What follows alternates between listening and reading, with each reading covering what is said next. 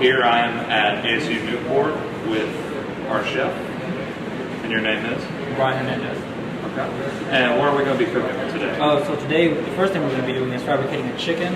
Today I'm going to be cooking various dishes, soups, a couple entrees, and a salad. All right, I'll let you do your work. Alright, so fabricating your chicken, you always want to start with the legs away from you and the breast up. That's just the position that you want to start with. Sometimes you'll have loose skin around the neck area. You just kind of want to get rid of that, not too much, because it's really important to keep a lot of the skin on the breast. And this part is just pretty much for just to show skill. Where you take out the wishbone. With that, what you're going to do is you're going to find or locate this little bone right here at the end of the breast, right by the esophagus. You're just going to carve it out or scratch at it so you can expose some of the bone.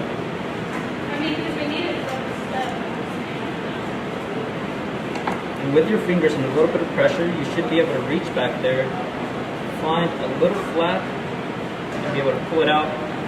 Hopefully whole. But if not, in two pieces, whatever, just as long as you get the entire thing. After that, what you want to do, this is where we're going to do an airline breast. And an airline breast is really just a breast with a wing joint still attached to it. It's really for presentation purposes, it's not really anything else. But what you start with is cutting around the chicken wing, right in between the bones, and then with the back of the knife, you want to scrape off as much of the meat from the bone as you can, just to have a clean presentation on that bone.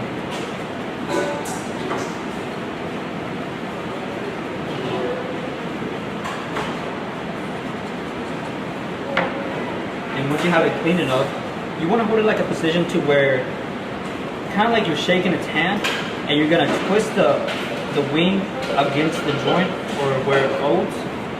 And if you do it correctly, you should come out with a clean bone and a clean wing. And you're just going to do the same thing to the other side. How long did it take you to get really good at these, like a knife?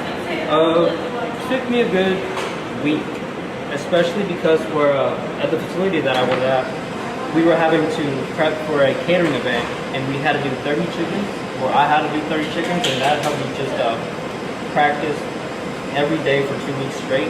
Right. Now, how many years have you been doing this? Well, I've been in the restaurant industry for a good, I'd say 6 years, 7 years. After that, you want to turn the legs towards you and kind of spreading the leg from the breast. You want to make an incision right where that fat line is, but not too deep, just so that you don't penetrate any of the meat.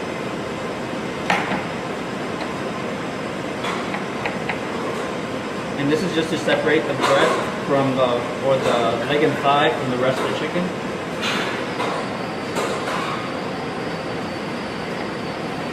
After that, you want to turn it around, and you're going to see these two little bumps, or what we like to call the oysters. You're going to put your thumb right there and your hand underneath it, and you're going to kind of pop it out of its socket. Just so that you're able to see where the bone is and where the joint is. And when you cut through, you get a nice, or you should get a nice clean cut out of that. There should be no resistance when you're cutting it. You don't want to cut into bone, you just want to cut through the flesh. And that's how you end up with two legs and thighs. And with the breast, if you did it right, you should have a lot of meat, a lot of the skin still on it. And to keep that skin on it, you kind of want to spread it out. And you're going to find another fat line, or like a little white line that goes straight down the spine. Spread out the skin and just go straight down that. Just follow your knife. You don't really want to force it a certain direction, because it's either going to fall on the left or the right of that backbone. So once it already falls on one side, what you want to do is kind of spread out the breast from the bone and slowly start scraping as close as you can to the bone to get as much meat as you can off that.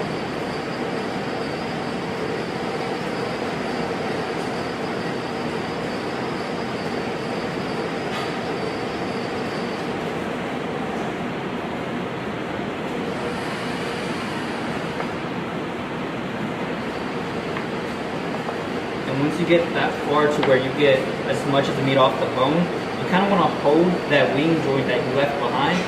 That way you don't cut it off, just for presentation purposes. And this part's kind of tricky because you have to look for the joint, but once you find it, there should be no resistance whenever you cut through it. And also there's the tender on the back of the breast. You can also rip that off. When you turn around, you should have a breast with the wing joint still attached to it, and just do the same thing to the other side.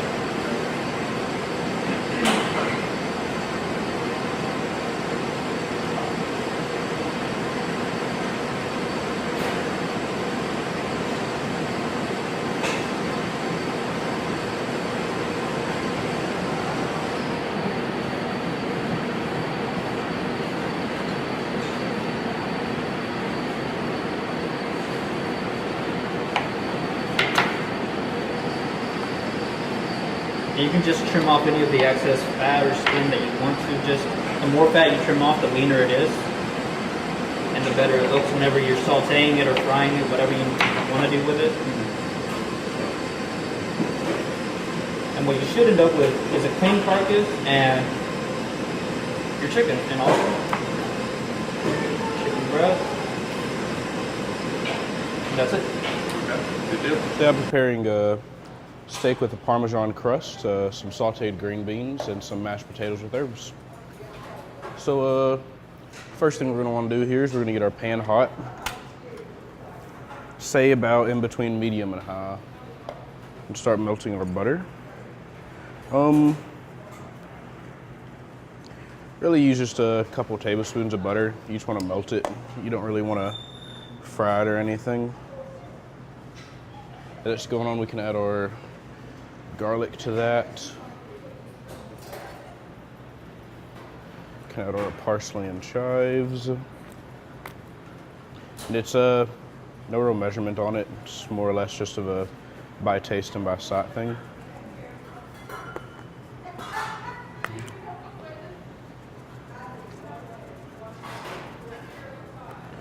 You want to keep this at least kinda low at the start because you don't want to burn any of your herbs. You really just want to melt it in with the butter so the flavor gets in with it. At the same time, you can be salting and peppering your steak. Again, it's to taste, so there's no real measurement on it.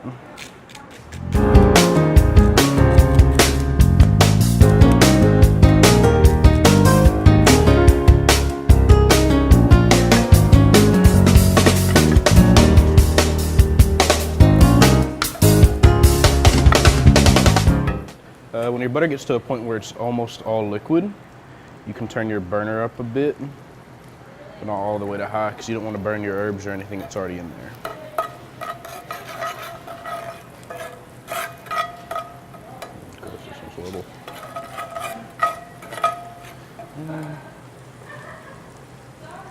Once it's bubbling and every piece of butter is melted, you can go ahead and add your steak. Now there's no real time limit on this. Today I'll be showing you, we'll just be searing both sides and putting it off in the oven to cook. The way I'll be preparing it, time allotted, it'll probably make medium rare. Just do it to your own profession and your own taste. At the same time, I already have the mashed potatoes in the steamer, they're done. It shouldn't take long for them, just whatever you want to set your steamer for if you do have it. Of course, most people don't have a steamer, so if you want to boil it, bring the heat to a medium till it brings to a boil, then bring it to a high, and put your potatoes in there till they're soft. I prefer mine with the skin on. I went ahead and mashed them. I added chives, parsley, rosemary, and thyme and butter. That's just my taste.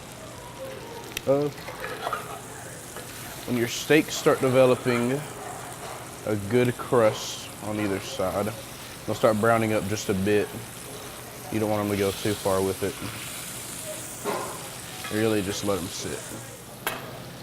Preparation beforehand, you can have a pan with wax paper since we're going to be backing it off so it doesn't leave any kind of mess.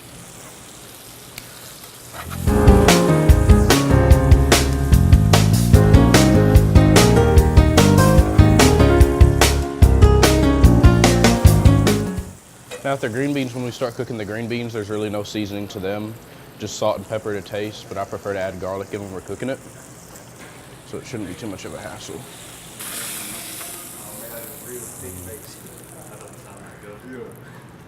So when you get to the steak, about the desired rarity you want. So today we'll be doing like a medium well everything. You want to stop it just a little bit beforehand of what rarity you think you want.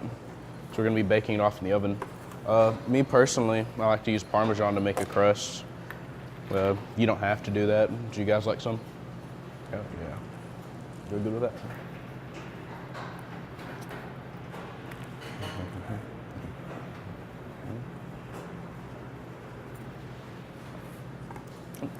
We will pop this in the oven over here. You really want to cook these to where they're soft, but they still have a crisp to them. You don't want really any mush. So it's about 5 to 8 minutes to get that desired temperature and that desired consistency. So it's really just what anyone wants to do. It's just your desired taste.